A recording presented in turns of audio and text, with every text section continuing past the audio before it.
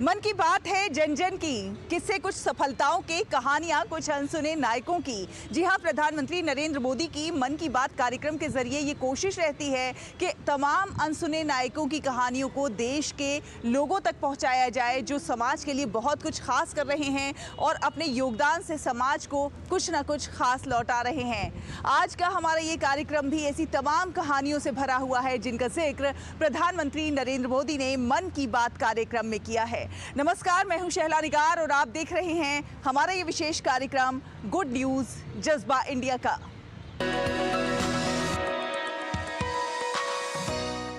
क्या आप पक्षियों के करीब जाना चाहते हैं? क्या आप प्राकृतिक दुनिया को समझने के लिए नए, मजेदार और रोचक तरीकों की तलाश कर रहे हैं? क्या आप एक शिक्षक हैं और अपने शिक्षार्थियों से जुड़ना चाहते हैं, उन्हें प्रकृति के बारे में समझाना चाहते हैं?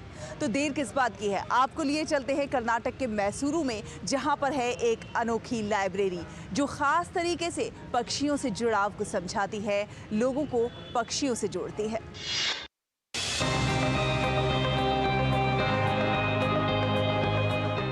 कर्नाटक के मैसूर की एक संस्था ने बच्चों के लिए अर्ली बर्ड नाम का अभियान शुरू किया है। ये संस्था बच्चों को पक्षियों के बारे में बताने के लिए खास तरह की लाइब्रेरी चलाती है। यहाँ शिक्षण उपकरण और संसाधन सभी उम्र के शुरुआती पक्षी देखने वालों के लिए उपयुक्त रूप से डिजाइन किए गए हैं और खास ये है कि बच्चों के लिए ये उपयोगी है। इन्हें सभी पृष्ठभूमि के शिक्षकों को ध्यान में रखते हुए विकसित किया गया है ताकि किसी भी शिक्षण वातावरण में उनका उपयोग किया जा सके, और इसलिए प्रधानमंत्री ने मन की बात कार्यक्रम में इनके प्रयासों को सराहा भी है। इतना ही नहीं, बच्चों में प्रकृति के प्रति जिम्मेदारी का भाव पैदा करने के लिए नेचर एजुकेशन किट तैयार की गई है। इस किट में बच्चों के लिए story book, games, activity sheet और जिगशो पजल्स हैं। ये संस्था शहरों के बच्चों को गांव में लेकर जाती है और उन्हें पक्षियों के बारे में बताती है। बच्चों को पक्षियों से परिचित कराने के लिए शिक्षकों और शौकिया पक्षी प्रेमियों को प्रशिक्षित करते हैं और कार्यशालाएं आयोजित करते हैं। इन कार्यशालाओं और पक्षी शिक्षकों के लिए पुस्तिका के माध्यम से ये लोग प्रकृति शिक्षा के इर्द गिर्द सहयोग और सामुदायिक निर्माण के लिए एक आधार स्थापित कर रहे हैं। ये इस संस्था के प्रयासों का ही नतीजा है कि बच्चे पक्षियों की अनेक प्रजातियों को पहचानने लगे हैं। गुड न्यूज जज्बा इंडिया के लिए कर्नाटक से ब्यूरो रिपोर्ट, डीडी न्यूज। प्रकृति से जुड़ाव कहीं ना कहीं हमारे अपने आप से जुड़ाव होता है। अब बात कर लेते हैं गौरैया की। एक समय था कि गौरैया की चहचहाहट से हमारी आंख खुला करती थी। घर में एक नेचुरल अलार्म घड़ी के रूप में ये गौरैया काम करती थी। जिस प्रकार से ये भूरी चिड़िया फुदकती रहती थी घर आंगन में, ऐसा लगता था कि मानो ये हमारे परिवार का कोई सदस्य ही है। लेकिन धीरे धीरे गौरैया कहीं लुप्त सी होने लगी। अब गौरैया को बचाने के बहुत सारे प्रयास हो रहे हैं। आपको चेन्नई स्थित कुडुगल ट्रस्ट की पहल दिखाते हैं, किस प्रकार ये लोग गौरैया के संरक्षण के लिए काम कर रहे हैं।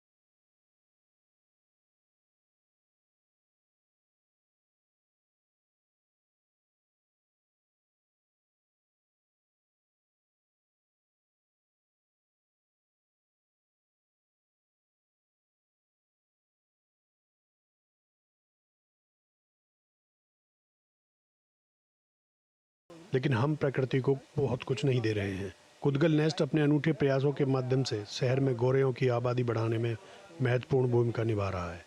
बचपन से ही मैं प्रकृति से बहुत प्रभावित रहा हूँ और गौरैया संरक्षण के प्रति मेरा गहरा लगाव रहा है। मैंने 2024 में ही M.Tech की पढ़ाई के दौरान गौरैया संरक्षण, जल प्रबंधन और अपशिष्ट प्रबंधन जैसी परियोजनाओं पर काम करना शुरू कर दिया था। शादी के बाद मेरी पत्नी शांतनी कुडगुल नेस्ट की रीड बन गई। उन्होंने प्रोजेक्ट मैनेजर की भूमिका निभाई और अटूट समर्थन के साथ मिशन का मार्गदर्शन किया। शहरीकरण ने केवल वास्तुशिल्प परिवर्तनों के अलावा और भी बहुत कुछ लाया है, लेकिन फिर भी कुडुगल फाउंडेशन जैसे संगठनों के कामों से आशा की एक किरण जगमगाती है। उनका दृष्टिकोण व्यवहारिक संरक्षण को सामुदायिक सहभागिता के साथ जोड़ता है। ये लोग इन विस्थापित पक्षियों के लिए कृत्रिम घर तैयार करते हैं। पूरे चेन्नई में खास तौर से डिजाइन किए गए घोंसले, बक्से वितरित करते हैं। इससे भी ज्यादा जरूरी बात यह है कि वो गौरैया संरक्षकों का एक समुदाय बना रहे हैं, ऐसे नागरिकों का जो संरक्षण प्रयासों को समझते हैं और सक्रिय रूप से भाग लेते हैं। गौरैया को बचाने का महत्व महज भावनाओं से परे है। ये पक्षी पर्यावरणीय स्वास्थ्य के महत्वपूर्ण संकेतक और प्राकृतिक कीट नियंत्रक होते हैं और हमारे पारिस्थितिकी तंत्र के नाजुक संतुलन में महत्वपूर्ण माने जाते हैं। कुडुगल फाउंडेशन के कामों के सकारात्मक परिणाम भी सामने आ रहे हैं। उनके सामुदायिक प्रयासों की बदौलत कई इलाकों में गौरैया की आबादी स्थिर हो गई है और कुछ इलाकों में बढ़ी भी है। ये उपलब्धियां दर्शाती हैं कि सचेत प्रयास और सामुदायिक भागीदारी से हम ऐसे शहरी स्थान बना सकते हैं जो मानव प्रगति और प्राकृतिक जीवन दोनों का स्वागत करें। गुड न्यूज जज्बा इंडिया के लिए चेन्नई से ब्यूरो रिपोर्ट, डीडी न्यूज। प्रकृति है तो हम हैं, इसलिए बहुत ज़रूरी है कि हम आप सब प्रकृति के संरक्षण के लिए आगे आएं और जो कुछ हो सकता है उतना प्रयास ज़रूर करें। वक्त हुआ एक छोटे से ब्रेक का। ब्रेक के उस पार भी अच्छी खबरों का ये सफ़र अभी जारी रहेगा। आप देखते रहिए गुड न्यूज़ जज्बा इंडिया का।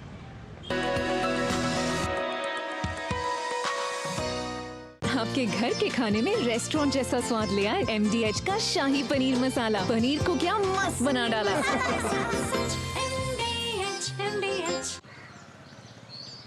वाह, जब जब पशु आहार लेते हो 150 बचा ही लेते हो ना। कोई कमाल नहीं करते हो, उसकी बयात को खतरे में डालते हो, यही करते हो। तभी कहते हैं दिल से खिला, सिर्फ कपिला, देश का नंबर 1 पशु आहार। एक ऐसा तबका जो रिटायरमेंट के बारे में आज भी बिल्कुल नहीं सोचता, वो है औरतें। औरतें कमा के भी वल्नरेबल हैं। सो एनपीएस एक इक्वालिटी ला रहा है। हम सब एक बराबर प्लेटफॉर्म पे हैं। अपने बेहतर कल को सुनिश्चित करने के लिए एनपीएस जरूरी है। जब धरती चीर कर निकलता है लोहे का पत्थर और मिलता है मोंगिया के जोश से, फिर तपता है, पिघलता है और बनता है फौलाद। अब होता है सरिया सारी खूबियों के साथ। मोंगिया स्टील, मजबूत देश का मजबूत सरिया। गोल्डी मसाले के 100 ग्राम के स्पेशल पैक्स में फ्रेशनेस लॉक है। ऐसे गोल्डी मसाले जहां जाएं रिश्ते बनाएं।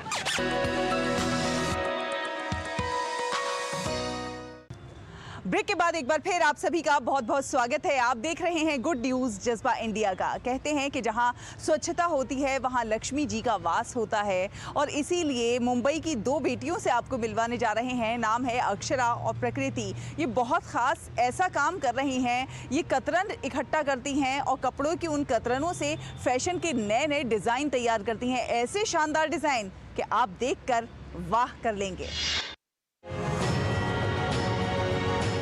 मिलिए मुंबई की 2 महिलाओं प्रकृति राव और अक्षरा मेहता से, जो कपड़ों के कचरे को फैशन में बदल रही हैं, जिसका इस्तेमाल आप वर्षों तक कर सकते हैं। खास बात यह है कि इनकी टीम में सारी महिलाएं ही हैं। प्रकृति और अक्षरा मुंबई भर के औद्योगिक क्षेत्रों और विनिर्माण इकाइयों से कचरा प्राप्त करते हैं। ये जोड़ी कढ़ाई, एप्लिक सहित कई तरह की हस्त निर्मित तकनीकों का इस्तेमाल करती हैं, जिसमें ज्यादातर चीजें हाथ से या सिलाई मशीनों से बनाई जाती हैं। ये दोनों बुनाई और रंगाई जैसी शिल्प कलाओं में पारंगत हैं, जिससे उन्हें अपने ब्रांड के सिद्धांतों के साथ तालमेल बिठाने वाली कई तकनीकों का पता लगाने में मदद मिलती है। जुहू बीच स्टूडियो में कपड़ा कचरे की खोज साल भर चलने वाला काम है। ये विनिर्माण इकाइयों से छोटे छोटे स्क्रैप अक्सर सिर्फ कुछ इंच के आकार के टुकड़े प्राप्त करती हैं और फिर तैयार होते हैं इनके शानदार डिजाइन। ये एक फास्ट फैशन बाजार है जहां हर चीज का एक निश्चित जीवन काल होता है। JBS कपड़ा अपशिष्ट से ऐसे डिजाइन बना रहा है जो ना केवल अलग दिखता है बल्कि कपड़े की लाइफ भी बढ़ाता है। अब प्रकृति और अक्षरा लाइफस्टाइल एक्सेसरीज सेगमेंट में विस्तार करने की योजना बना रही हैं। गुड न्यूज जज्बा इंडिया के लिए मुंबई से रूही मलिक की रिपोर्ट, DD न्यूज।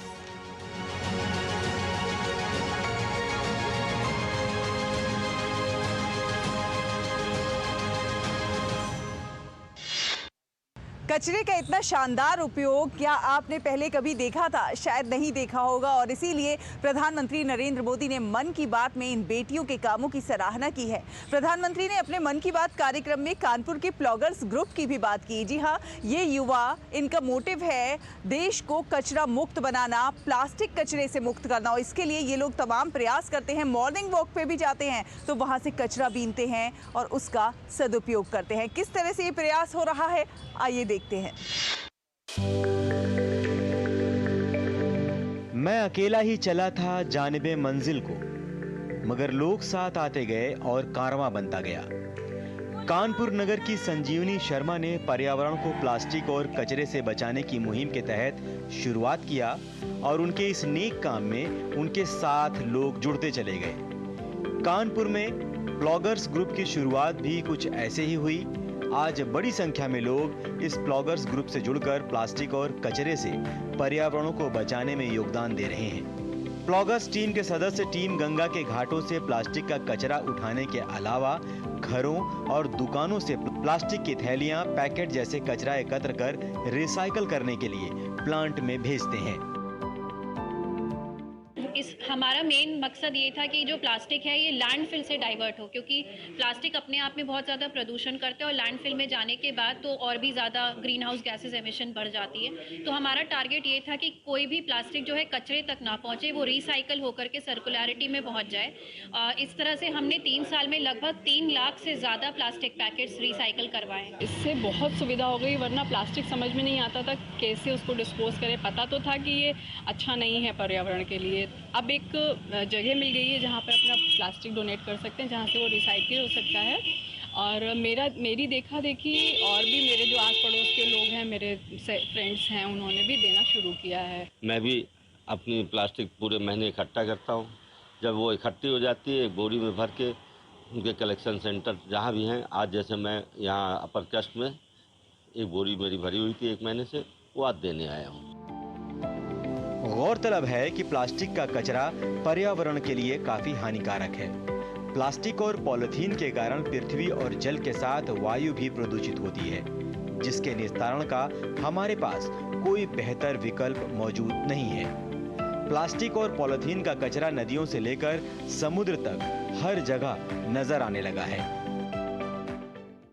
यहाँ पर एक डील चल रही है कि अगर आप अपना खुद का कप लाते हैं घर से, so you will get 1 coffee free, 1+1। सो मैं कैरी कर रही हूँ पर्स में बॉटल और एक टम्बलर। जब हम डिस्पोजेबल कप्स वगैरह में कॉफ़ी पीते हैं तो उसके बाद वो डस्टबिन में चली जाती है, जिससे वो जाके लैंडफिल में इकट्ठा हो जाता है। तो ये इनिशिएटिव से क्या है, हम अपने कप में कॉफ़ी पीते हैं और ये वॉश हो जाता है, तो हम काफ़ी सारा इम्पैक्ट मतलब इन्वायरमेंट में जाने से डिस्पोजल्स को बचा सकते हैं। कानपुर ब्लॉगर्स ने से हम लोग जब मुलाकात हुई तो उन्होंने हमको समझाया कि कैसे सस्टेनेबिलिटी करनी चाहिए और कैसे लोग वेस्ट कर रहे हैं, पेपर वेस्ट कितना ख़राब होता है। तो हम लोग ने सोचा एक इनिशिएटिव लेते हैं जिससे कि हम अपने कस्टमर्स को समझाएं कि अपना ग्लास लेके आओ, वेस्टेज कम होएगी, एंड उसमें हम लोग भी अपना डोनेट करेंगे। हम लोग भी 50% ऑफ दे देते हैं उनको। कानपुर ब्लॉगर्स ग्रुप की पर्यावरण बचाने की मुहिम से प्रभावित होकर शहर के कैफे में आने वाले लोगों को अपने साथ कप, ग्लास, कंटेनर लाने पर 50% की छूट भी दी जा रही है, जिससे कैफे में आने वाले ग्राहक प्लास्टिक के डिस्पोजल, कप और ग्लास का प्रयोग न करें और पर्यावरण को प्लास्टिक के कचरे से बचाने में अपना योगदान दे सकें। गुड न्यूज जज्बा इंडिया के लिए कानपुर से राजेश श्रीवास्तव की रिपोर्ट, DD न्यूज।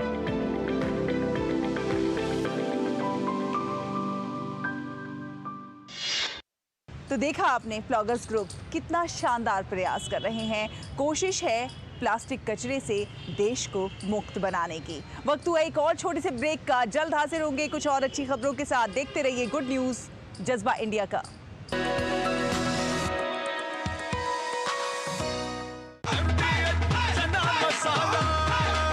अब छोलिया हो या लोबिया, सफेद चने या काले चने, सब कुछ मजेदार बने। Come on boys, let's go practice. अरे रुक यार, मेरे बैंक अकाउंट में गलत एंट्री का प्रॉब्लम हो गया। अरे तो बैंक को कंप्लेन करना। बैंक को लिखे 1 महीना हो गया है, बट वो गूगली पे गूगली डाले जा रहा है। तो आरबीआई के लोकपाल को इन्फॉर्म करो। रुक, मैं समझाता हूँ। जैसे क्रिकेट में थर्ड अंपायर, वैसे ही आरबीआई का ओम्बुड्समैन। आरबीआई कहता है अगर बैंक आपकी कंप्लेंट को 1 महीने में नहीं सुलझाता तो आप आरबीआई के कंप्लेंट मैनेजमेंट सिस्टम पर ऑनलाइन कंप्लेंट कर सकते हैं। ये आरबीआई का आसान तरीका है आपकी कंप्लेंट सुलझाने का, और वो भी फ्री। आरबीआई कहता है जानकार बनिए, सतर्क रहिए।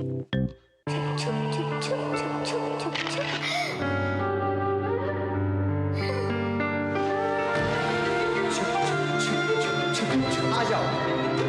Yes papa. जिंदगी किसी के लिए नहीं रुकती, हम भी आपको कहाँ रुकने देंगे। जिंदगी के हर मोड़ पर LIC है तो इंश्योर्ड है। LIC, हर पल आपके साथ। मेरी पसंद, मेरी पसंद, मेरी पसंद, मेरी पसंद, हमारी पसंद, हम सबकी पसंद। मजबूत देश का मजबूत सरिया मोंगिया स्टील। अब आया असली स्वाद। अब आया स्वाद। जब स्वाद के पड़े हो लाले तो MDH का चंकी चाट मसाला डालें। MDH का चंकी चाट मसाला। MDH।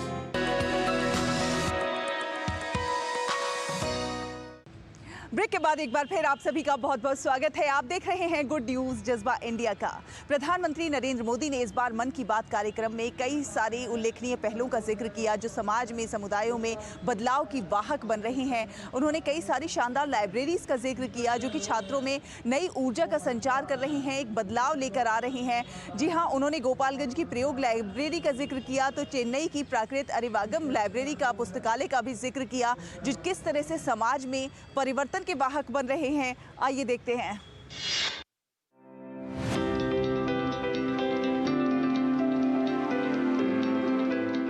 प्रधानमंत्री नरेंद्र मोदी ने मन की बात के 116वें एपिसोड में चेन्नई की एक प्रेरक पहल के बारे में भी बात की जिसने बच्चों के सीखने के अनुभवों को बदल दिया है। प्राकृत अरिवागम एक ऐसी अनूठी लाइब्रेरी है जो रचनात्मकता और ज्ञान का केंद्र बन गई है, जो युवा मन में पढ़ने के प्रति प्रेम को बढ़ावा दे रही है। दरअसल प्राकृत अरिवागम का विचार श्री राम गोपालन द्वारा तैयार किया गया था, जो एक प्रौद्योगिकी विशेषज्ञ हैं और युवा शिक्षार्थियों को प्रोत्साहित करने के लिए एक खास दृष्टिकोण रखते हैं। विदेश में तकनीक की दुनिया में कई साल बिताने के बाद गोपालन बच्चों में पढ़ने की आदत विकसित करने के लक्ष्य के साथ भारत लौट आए। उनकी लगन ने एक पुस्तकालय का रूप ले लिया जो अब चेन्नई में शिक्षा के एक प्रकाश स्तंभ के रूप में खड़ा है। श्री राम गोपालन की पहल बच्चों की रचनात्मकता को बढ़ाने और पढ़ने के प्रति प्रेम को बढ़ावा देने की दिशा में एक बड़े राष्ट्रीय आंदोलन को दर्शाती है। ऐसे राष्ट्रीय मंच पर प्रधानमंत्री द्वारा हमारी छोटी सी पहल को मान्यता देना न सिर्फ एक सम्मान है बल्कि हमारे मिशन की पुष्टि है। यह अवसरों, सीखने और व्यक्तिगत विकास का प्रवेश द्वार है। अपने नवोन्मेषी कार्यक्रमों और व्यापक संसाधनों के माध्यम से पुस्तकालय युवा दिमागों को आकार देना और आजीवन सीखने वालों के एक समुदाय को बढ़ावा देना जारी रखता है। श्रीधर जैसे बच्चों के लिए जो पुस्तकालय में नियमित रूप से आते हैं, प्राकृत अरिवागम सिर्फ पढ़ने की जगह से कहीं अधिक है। लाइब्रेरी में आने वाले बच्चों का स्वागत विभिन्न विधाओं की पुस्तकों के खजाने से किया जाता है जो उन्हें ज्ञान की दुनिया में गोता लगाने के लिए आमंत्रित करती हैं। गुड न्यूज जज्बा इंडिया के लिए चेन्नई से ब्यूरो रिपोर्ट, DD न्यूज। हम आप सबके घरों में कुछ ना कुछ किताबें अलमारियों में हमेशा पड़ी रहती हैं और उन्हें कोई पढ़ता नहीं है या कभी कभी पढ़ी जाती हैं। और बहुत सारे बच्चे ऐसे हैं जो किताबों को पढ़ना चाहते हैं और उन्हें किताबें मुहैया नहीं हो पाती हैं। ऐसे में बेकार किताबों को भूखे दिमागों से जोड़ने का एक मिशन शुरू किया गया है। ये है फूड फॉर थॉट मिशन। जी हाँ, ये ऐसी कोशिश है कि जो आपके पास बेकार किताबें पड़ी हैं वो आप यहाँ दे सकते हैं और ये उन लोगों के काम आएंगी जो ज़रूरतमंद हैं, जो पढ़ना चाहते हैं। और इस विचार ने एक क्रांति ला दी है। किस प्रकार से ये लोगों की मददगार साबित हो रही है और इसीलिए प्रधानमंत्री नरेंद्र मोदी ने मन की बात कार्यक्रम में इस विचार का समर्थन किया है।